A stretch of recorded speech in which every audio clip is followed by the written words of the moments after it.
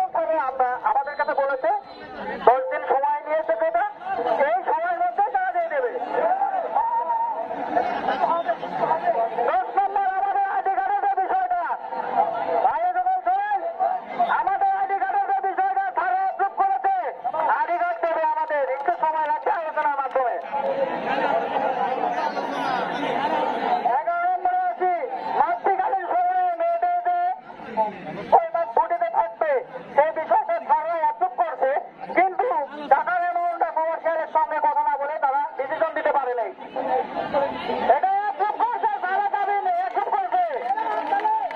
আমরা 10,000 টাকা দাবি করছি, সর্বনিম্ন 10,000 টাকা দাবি করছে। তারা বলছে যে আমরা আলোচনার মাধ্যমে আমরা এটা বলবো। আপনারা ভাবেন না যে 10 দিন পরে আমরা আলোচনায় বলবো না, এমন না, আলোচনা প্রতিদিন হবে। আপনারা ভাবেন না যে আমরা হাল ছেড়ে দিয়েছি। 12 নম্বর ব্যাপারটা, এইটা স্যাররা না বলছিল, আমরা দাবি রাখছি স্যাররা 10 দিন আলোচনার মাধ্যমে আমাদের জানাবে, ঠিক আছে? আচ্ছা, 6 নম্বর শ্রমিকদের 2 ঈদের বোনাসের ক্ষেত্রে করে